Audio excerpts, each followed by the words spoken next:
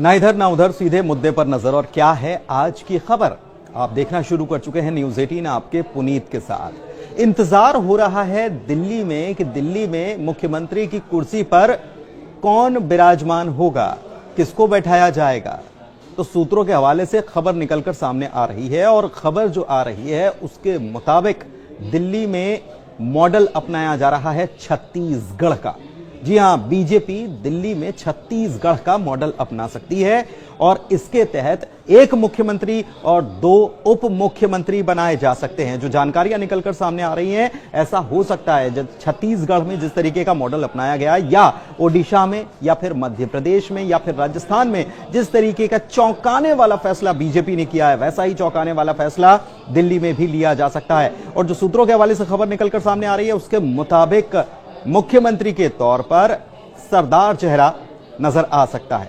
हो सकता है कि पहली बार जीता हुआ उम्मीदवार भी मुख्यमंत्री के तौर पर यहां पर स्थापित कर दिया जाए, उनको कुर्सी पर बैठा दिया जाए। इसके अलावा 2 उप मुख्यमंत्री बनाने की खबर निकलकर सामने आ रही है और इसमें भी आपको बता दें कि एक तो दलित वर्ग से उप मुख्यमंत्री बनाया जा सकता है और एक सवर्ण वर्ग से उप मुख्यमंत्री बनाया जा सकता है। इसके पीछे कारण क्या है, क्यों ये बीजेपी ऐसा फैसला ले सकती है? बहुत सारे फैक्टर्स इसके पीछे काम कर रहे हैं। कौन कौन से फैक्टर्स काम कर रहे हैं ये हम आपको बताते हैं। दरअसल पंजाब को नजर में रखा गया है, साथ ही साथ बिहार को नजर में रखा गया है, क्योंकि बिहार में भी चुनाव होने हैं और पंजाब में पंजाबियों को रिझाने के लिए पंजाबी या कह सकते हैं कि सरदार जो है उनको मुख्यमंत्री पद की कुर्सी पर बैठाया जा सकता है। सबसे बड़ी बात यह है कि विधायकों में से ही चुना जाएगा, किसी सांसद को नहीं लाया जाएगा, विधायकों में से ही किसी एक को मुख्यमंत्री बनाया जाएगा। ये एक बड़ी खबर निकलकर सामने आ रही है। इसके अलावा अगर बात की जाए दलित चेहरे की, तो उप मुख्यमंत्री के तौर पर दलित चेहरे को उम्मीदवार उप मुख्यमंत्री के तौर पर दलित चेहरे को यहां पर बिठाया जा सकता है। इसका कारण यह है कि बिहार को बीजेपी को साधना है।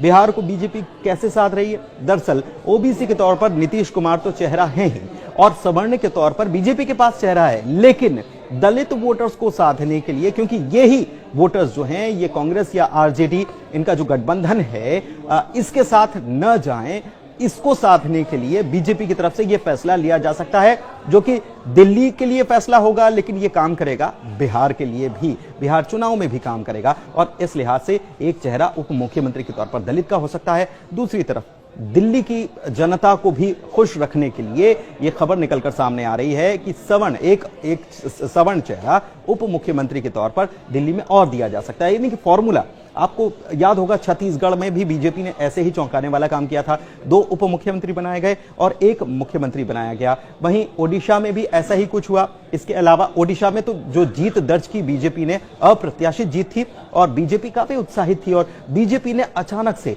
ऐसा चेहरा वहां से निकालकर उन्होंने मुख्यमंत्री के तौर पर दिया जिसकी शायद किसी ने कल्पना नहीं की थी। लेकिन बीजेपी हमेशा से चौंकाने वाले फैसलों के लिए जानी जाती रही है और यही फैसला माना जा रहा है कि दिल्ली में भी लिया जा सकता है, चाहे वो 2 उप मुख्यमंत्रियों की बात हो, जो कि एक दलित के तौर पर हो सकता है और दूसरा दलित वर्ग से आ सकता है और दूसरा जो है वो सवर्ण उप मुख्यमंत्री बनाया जा सकता है और सरदार चेहरा हो सकता है कि उप मुख्यमंत्री के तौर पर उनको जगह यहां पर दी जाए, उनको बैठाया जाए। तो ये बड़ी खबर निकलकर सामने आ रही है और बहुत जल्दी इसको लेकर फैसला हो सकता है।